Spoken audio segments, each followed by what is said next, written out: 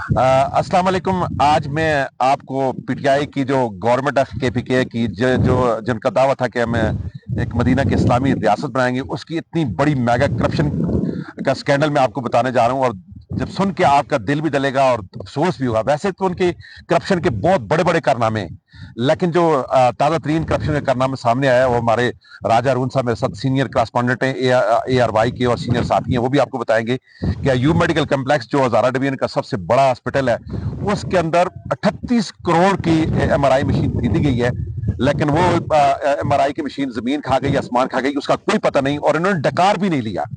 इसी तरह वहां पर जो सीटी स्कैन मशीन है वो बिल्कुल खराब पड़ी है और जानबूझ के उसको खराब किया गया ताकि मरीज बाहर से जाके अपनी टेस्ट करवाए।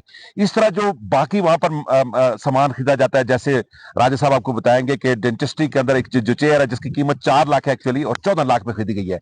तो ये उनकी सिर्फ एक हॉस्पिटल के अंदर करप्शन की दास्तानें हैं, जिसको सुनकर दिल जो है वो दुखी होता है, दिल परेशान होता है, शॉकिंग न्यूज में आदमी चला जाता है।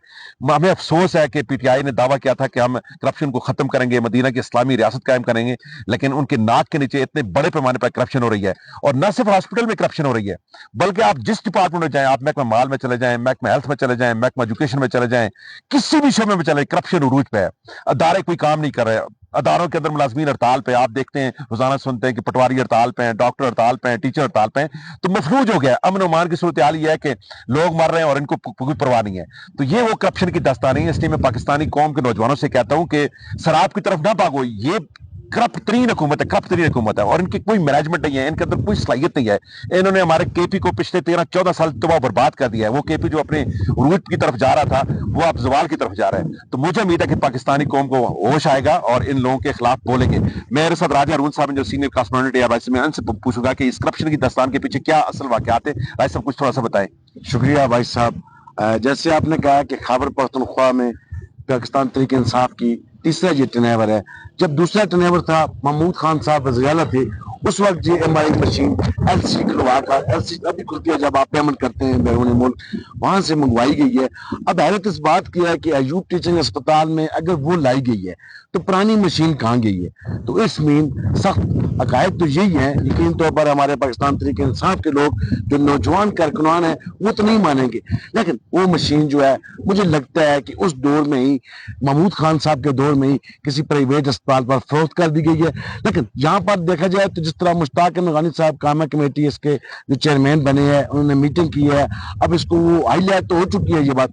अब देखना पीटीआई के लिए बहुत बड़ा जो इम्तिहान है, क्या इनके जो मेन जमादारान है, जो ये 30-38 करोड़ रुपए की जो मशीन थी, इनके पैसों की रिकवरी करते हैं, लोगों को सजा देते नहीं देते हैं। लेकिन भाई साहब आपको बताऊं, अयूब टीचिंग अस्पताल एक स्टेट है, वहां पर एक बहुत बड़ा माफिया है। आपको ये बताऊं, जो साहब बोर्ड ऑफ गवर्नर थी डॉक्टर आसम साहब की सरबराही में, डॉक्टर आसम कौन है?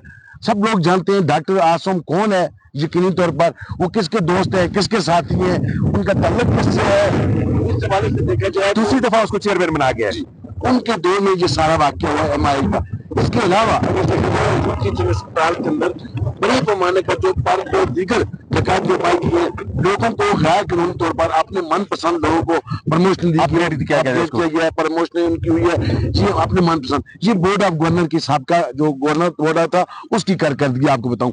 अभी जो मौजूदा बोर्ड ऑफ गवर्नर था, पिछले काफी अर्से सिर्फ 2 लोग थे बोर्ड ऑफ गवर्नर के, निगरान हुकूमत में पूरे थे, उसके बाद फिर 2 रह गए थे। अब उन लोगों ने क्या किया, उन लोगों ने भी इसी रविश को अख्तियार किया। और आपको ये भी बताऊं, जब डॉक्टर अतर लोधी साहब थे अस्पताल डॉक्टर, उस वक्त 19 करोड़ रुपए की LP की गई है। क्या अयूब टीचिंग अस्पताल में लोगों को मेडिसिन मिलती है? LP का मतलब है कि ये जो झूठ है, फ्रॉड है, लोकल परचेज। अब मौजूदा जो डॉक्टर दाऊद साहब है, इन्होंने भी 17 करोड़ रुपए की अब तक की LP कर चुकी है। और हैरत की बात है भाई साहब, निगरान दौर में माना जाता है कि जब अतर लोधी साहब को इन्होंने निगरान अस्पताल डायरेक्टर, मेडिकल डायरेक्टर लगाए थे, उस वक्त मुस्तकिल नहीं लगा सकते थे।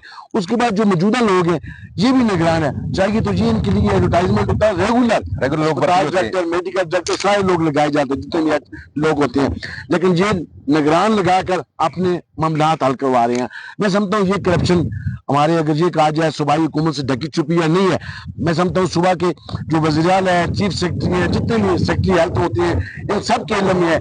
ये इनकी अशीराबाद से हो सकती है, अदरवाइज इतनी बड़ी करप्शन नहीं हो सकती है। और इसके अलावा मजीद अगर देखा जाए, वहां पर अगर फार्मेसी को बनी हुई है, वहां पर देखें काफी अरसे से टेंडर नहीं हो रहा है, उन्हीं को आगे दिया जा रहा है। इसी तरह कैंटीन है, तमाम वहां पर आप ये कह सकते हैं अदारे जो हैं, नजरिया बहुत बड़ी है। इसके बड़ी। हवाले से अगर बात की जाए तो मैं 1 घंटा बोलूं तो बोल सकता हूँ। तो बहुत शुक्रिया राज साहब, अल्लाह ताला आपको जज़ा खैर दे। आप लोग आप पर्दा उठाते हैं इनकी करप्शन से।